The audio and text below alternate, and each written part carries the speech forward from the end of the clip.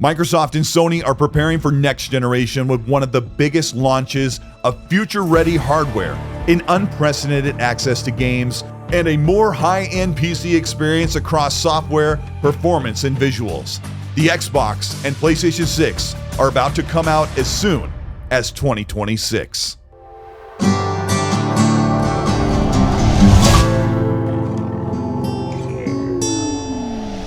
We're entering into the last couple of years of the current generation of consoles, with the most powerful console being the Xbox Series X and the more powerful PS5 Pro.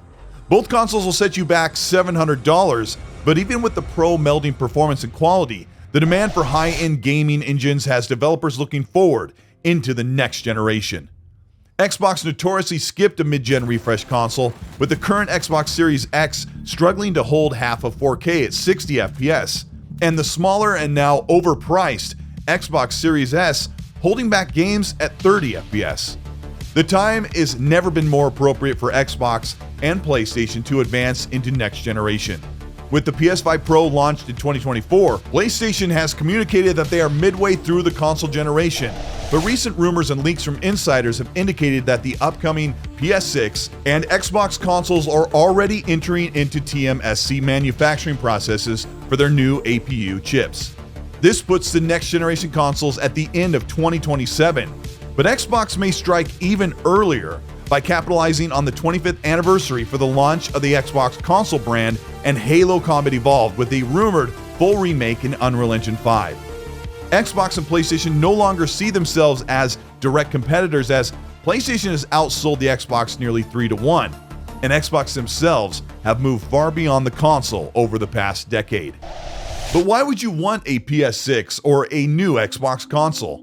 The console struggled to do any real ray tracing beyond lumen and global illumination features, with the superior lighting technique called path tracing completely absent from the PS5 and Xbox consoles. The upcoming next-gen Ryzen AI core system are being planned in partnership with AMD to provide a next-level hardware boost with access to AI cores which will do much of the heavy lifting. This means that the overhead can be left over for developers to increase enemy AI intelligence, bigger and more vibrant living worlds, and even access to full path tracing, making lighting and rendering look more realistic on the PS6 and next Xbox, giving you what you essentially only would get on high-end gaming PCs. The next generation PS6 console will likely be more of the same that we've grown to love on the PS5, with a strong feature set of hardware and a no-frills console form factor. One of the concerns for Xbox and PlayStation console players is their access to physical games. Right now in the mid-2020s, the digital customer is driven above 80% on PlayStation, with a very small minority still buying games on disc.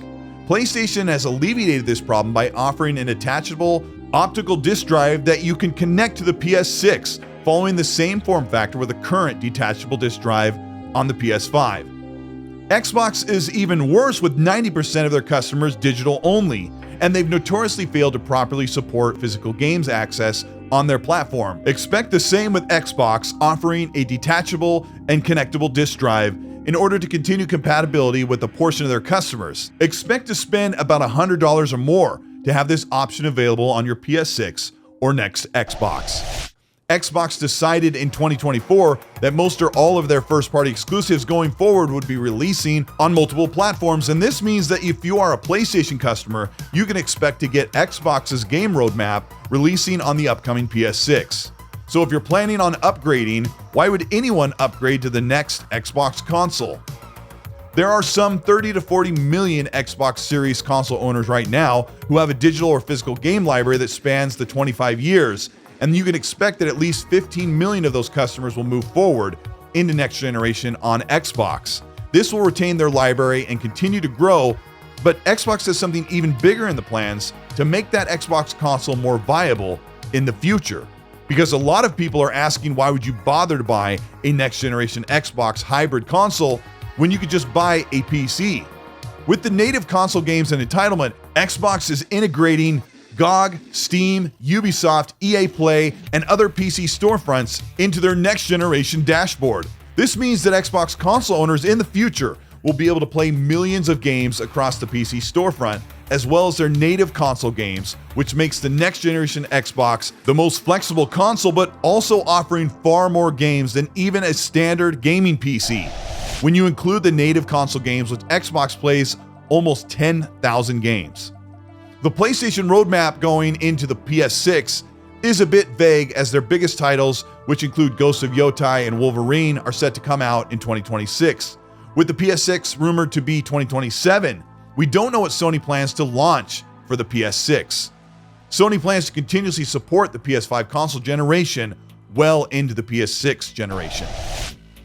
How much will the next generation PS6 and Xbox consoles cost? Right now, the current consoles are priced for full profit and no longer subsidized by hardware.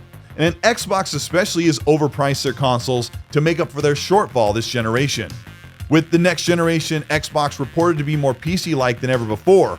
With next generation Ryzen AI cores and more PC-like power, full compatibility to PC storefronts, expect the next Xbox to be priced well over $800, even as high as $1,000.